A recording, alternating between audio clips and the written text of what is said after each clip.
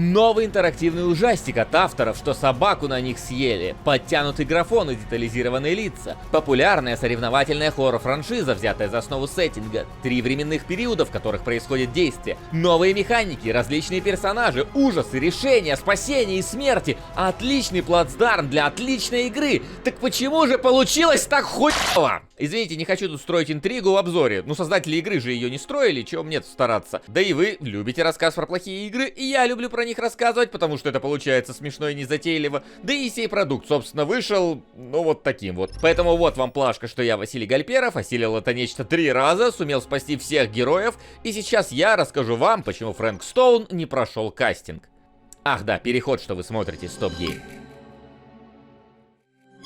Итак, какая это уже у нас игра по счету у супермессивов? Так, 4 Dark Pictures, Quarry, Until Dawn, это 6. А, не забываем про Hidden Agenda. Вы же не забыли про Hidden Agenda? Ну и получается 8-я. И общепризнанно успешной из них всех считается только 1-я.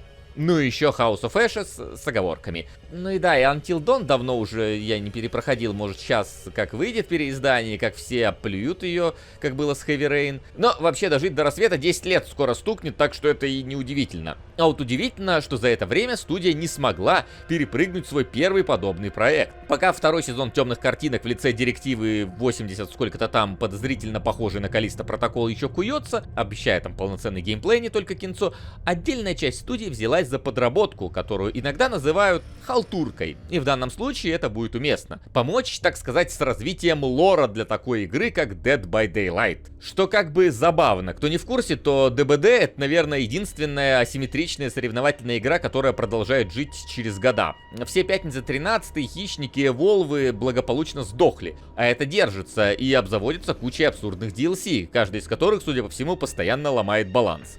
А баланс вот чего. Есть 4 выживших с разными перками, есть один маньяк. Ну, точнее, их много разных, но на карту одного только можно выбрать. Каждым из всех управляют игроки. И вот выжившие должны на карте найти несколько генераторов, завести их, открыть большую дверь и сбежать. Маньяк же должен помешать им это сделать, подвесить на крюк и скормить сущности с паучьими лапами. Да, есть там куча нюансов, механик, перков, но для понимания этого достаточно. Для понимания того, что лор там если и есть, то зарыт он глубоко. А от обилия кроссоверных героев попытка его полноценно описать без широких мазков, ну, почти невозможно. Но дело благое, и вот решили это доверить кудесникам из Supermassive. И вот мы здесь. Предварительная часть окончена, идем к кинцу. Что у нас тут? Рассказ про маньяка Фрэнка Стоуна, местного Фредди Крюгера, который убивал людей и даже после гибели продолжил этим заниматься. Как я уже сказал, есть 3 временных периода: 60-й, 80-й и 24-й год. В первом у нас молодой полицейский ловит маньяка, во втором трио, а затем квартет подростков снимают свой любительский хоррор-фильм на заброшенном заводе, и в последнем 3 героев приезжают ночью в какой-то особняк богатой хозяйки для... Ну, поначалу непонятно для чего. Хотя тут сразу стоит обрубить настрой. Дело в том, что действие в 60-х происходит только в прологе, и больше мы к этому не возвращаемся. Буквально в начале на 20 минут от силы. И это в целом хороший и, ну, нормальный для данного жанра пролог. Но все-таки временных периода не 3, как бы меню об этом не говорило. Но давайте вернемся к нарративу попозже, потому что немного геймплея тут есть, и немного инноваций. Хотя тут уж как сказать. Например, новые варианты действия появляются от того, что ты получаешь какую-то особую информацию. Или же... А и все. На этом у нас инновации-то практически закончились. Все остальное вы уже могли видеть в других интерактивных фильмах. Ходим по локациям, общаемся, с чем-то взаимодействуем, выбираем из 2 или более вариантов, и все. Мысли персонажей, как в Heavy Rain, нафиг это. У этих героев они бы все равно были бы супер шаблонными. Возможность спасти персонажа, потратив сердечки? Не, это мы только для Quarry придумали. Особый девайс у каждого выжившего? В разрабы в Devil in Me не смогли им применение найти, поэтому тут их просто нет. Ну а что, если не работает, то ну не чинить же, а просто откажись от этого. И останетесь вы только лишь с банальными выборами. В духе, вот вы наступили в начале игры на бабочку, поэтому в конце на вас упал камень. Ну то есть самый худший вид последствий, когда ты изначально вообще не можешь предположить, что это маленькое действие сильно значимо.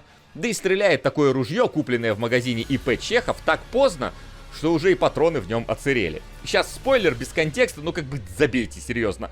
Вы же все равно не будете проходить эту игру. Вот тут одну из героинь засасывает в дыру, а рядом ходит злой призрак. И у нас есть выбор, помочь ей или убежать. Я решил спасти ее, и монстр тупо меня порезал. в той же катсцене. И подругу засосала. А если бы я убежал, то ее бы тоже засосало.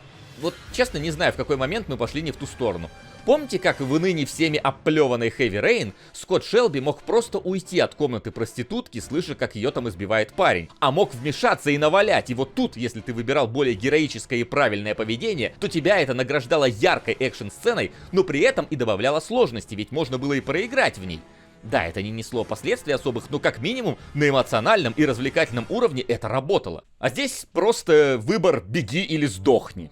Но оказывается, выжить таки можно было в том моменте с призраком. Если ты в поза прошлой сцене часа за 2 до этого в магазине взял какие-то петарды, которые тебе вообще непонятно нахрена были нужны, и вот из-за них ты не умирал бы сразу. Вот только результат был бы в итоге тем же самым. Единственное, что девушка бы не расстроилась, что ты ее бросил, и полоска взаимоотношений не сократилась бы. Что привело, опять же, толком ни к чему. Потому что личные связи вообще непонятно в какой момент действуют, и я предположу, что буквально только в финале, например, вот эта героиня при хорошем отношении может заступиться за другую, потому что иных мест я и представить не могу. А проверять это, проходя в очередной раз игру, нет никакого желания, и к этому мы еще вернемся. Ту же ситуацию с петардами могли бы хорошо обыграть, поставив локации стандартные для студии предметы-подсказки, которые дают намеки на будущие события. Но вот именно в этой игре их нет вообще ни в каком виде. Я, конечно, говорил, что они мне в принципе не помогают, но конкретно тут это напрашивалось, а их вырезали. И вообще тут из подбираемых предметов, не квестовых, только записки и коллекционочки, которые после прохождения можно искать при помощи радара с эффектом из Dead by Daylight. Оттуда же у нас идут в одной сцене красные царапины, остающиеся после героя, всякие разные предметы, связанные с маньяками, коллекционные фигурки этих маньяков, протыкание людей паучьими лапами и постоянные насаживания выживших на всякие выступающие объекты. Ну и, конечно же, починка генераторов и скилл-чеки в виде круга, где надо остановить бегунок в нужной точке. Причем, если при починке еще понятно, зачем рисковать останавливать бегунок в маленькой бонус-зоне, ну, таким образом ты быстрее полоску ремонта заполнишь. Что, в принципе, кстати, тоже бессмысленно, потому что эти этапы все равно не на время, либо его столько, что успеваешь трижды все починить. То вот когда просто этот скилл-чек надо вместо QTE нажать, то там только два исхода. Ты или успел, или не успел. И тут метить вот в этот сектор уже окончательно бессмысленно. Только больше шанс, что ты промахнешься и все завалишь. В результате стащили механику, а прикрутить нормально не смогли. Как и вообще даже не смогли прикрутить обычные привычные ивенты. У нас тут или вот этот скилл-чек, или долби по квадрату. Еще пару раз дадут куда-то ударить рукой или ногой. И это все. Помните, опять же, как в Heavy Rain надо было, да хрен с ним с экшн-сценами, за Нормана Джейдена лезть в дождь по грязной горе, зажимая кучу кнопок. А вот тут посмотрите, как герои преодолевают очевидно небезопасную переправу. И от вас требуется в итоге всего лишь нажать... А ничего нажимать не надо, просто смотри, как они пропрыгают. В итоге запороть что-то можно только если ты уже минут 15 тупо смотришь кинцо, завтыкал, поковырялся в носу, а тут херак, одно QTE на ближайшие полчаса. Что ж ты невнимательный такой, а? Отвлекся. То есть у нас убрали хоть сколько-то интересный геймплей, а на его место дали какую-то чушь. Возможность покрутить в руке кучу предметов, не имеющих отношения к делу. Огромное количество тупо закрытых дверей, но для которых есть анимация дергания за ручку.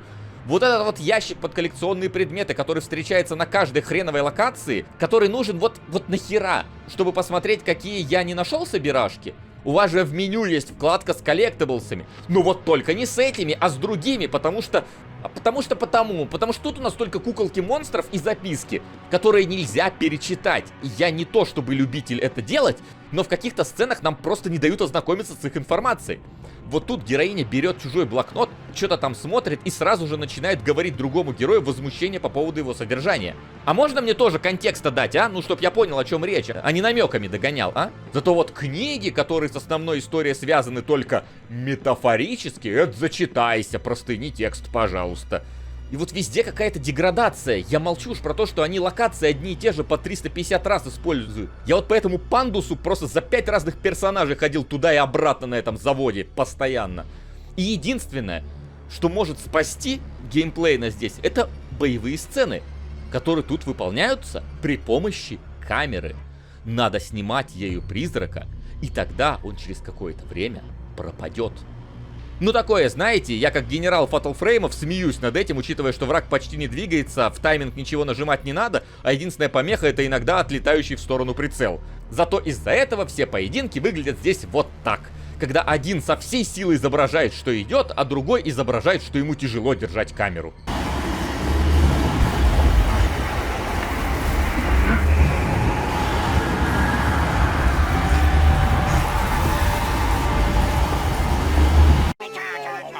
Господи, что здесь происходит? Назад, мама, у нас телекинетическая схватка умов.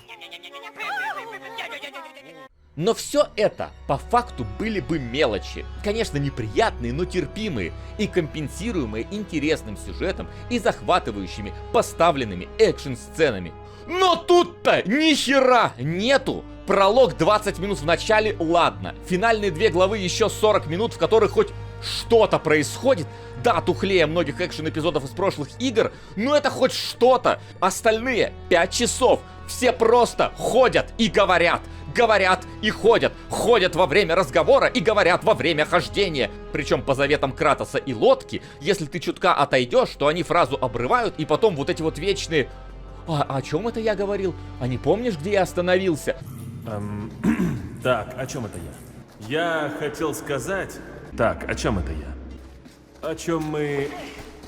Сука, вас не битва с драуграми прерывает, а просто то, что я отошел на 5 метров. Я уж молчу про то, что игра фразы постоянно обрывает, по поводу и без повода. Ну нельзя же срежиссировать так, чтобы они успели закончиться до момента активных действий, а?